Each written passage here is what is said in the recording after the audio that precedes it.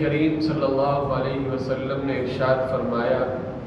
کہ ایک مسلمان دوسرے مسلمان کے لیے کالبنیان دیوار جیسا ہے، یشد بعضہ بعضا، یشد بعضہ بعضا،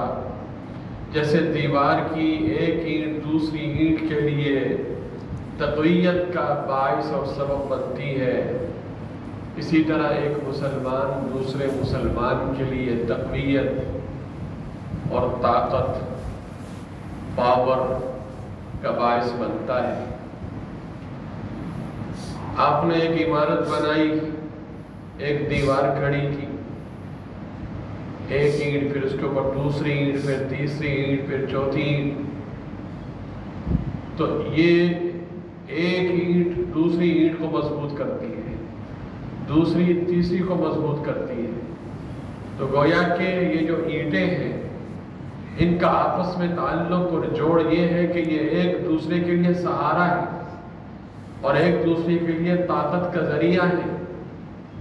اگر کوئی آدمی یہ کہے کہ اس دیوار میں 100 اینٹیں لگی ہوئی ہیں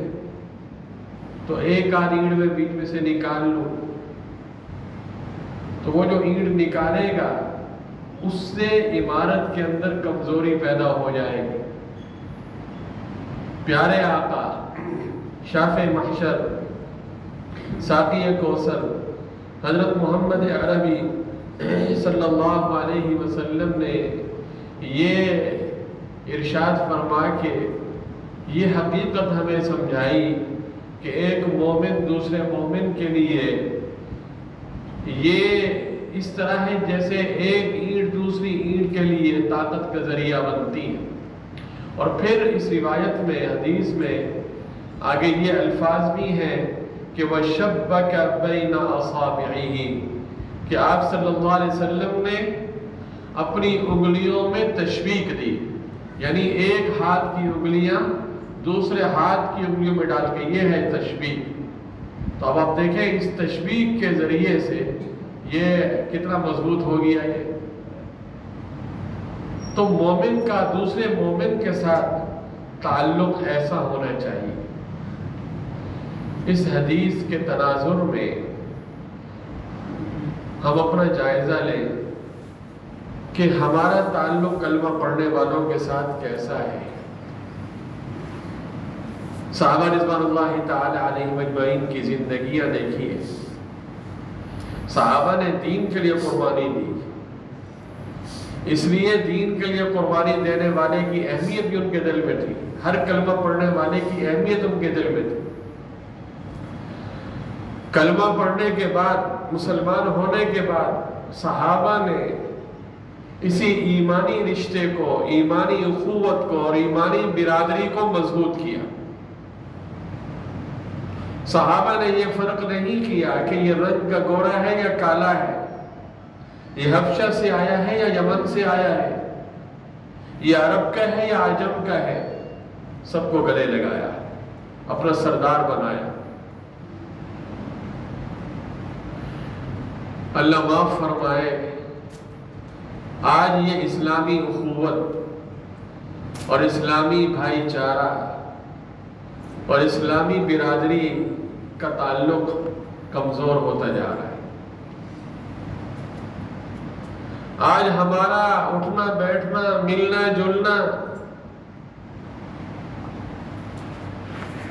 ہماری اکثر دعوتیں، ہمارے اکثر پروگرام، اس کی بنیاد اگر دیکھی جائے، یا تو ہم کہیں مل رہے ہوں گے تو کسی خاندانی تقریب کی بنیاد پہ۔ شریعت منع نہیں کرتا، شریعت تو کہتی ہے صلہ رحمی کرنے کا، رشتے ناطے جوڑنے کا شریعت کہتی ہے۔ ضرور ہم ماموں نے دعوت دی تو ہم صلہ رحمی کا تقاضا یہ ہے کہ ہم ماموں کی دعوت کو قبول کریں۔ چچا نے دعوت دی، پھپھی نے دعوت دی، خالہ نے دعوت دی، جی، اور پھر اللہ کا ہمیں شکر بھی ادا کرنا چاہیے کہ ہماری پھپھی، ہمارے خالہ، ہمارے ماموں، یہ سب رشتے جو ہیں یہ مسلمان۔ تو اگر ہم اس میں اس چیز کو مقدم رکھیں کہ ہمارے دین اور شریعت نے ان قریبی رشتوں کو جوڑنے کا حکم دیا ہے، تو ماموں کی دعوت قبول کرنا، چچا کی دعوت قبول کرنا، یہ بھی دین بن جائے گا، عبادت بن جائے گا۔ لیکن ہمارے ہاں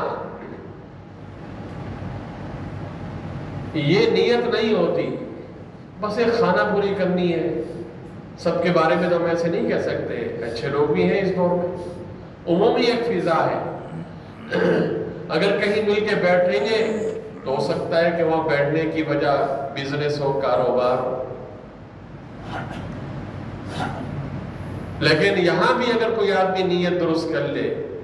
کہ مجھے رزق حلال کمانا ہے، مجھے حلال کمانا ہے، حلال،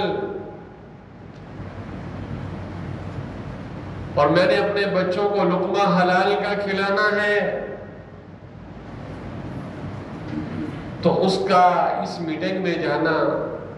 اور یہ کاروبار کرنا اور اس کے لیے دکانوں پہ بیٹھنا،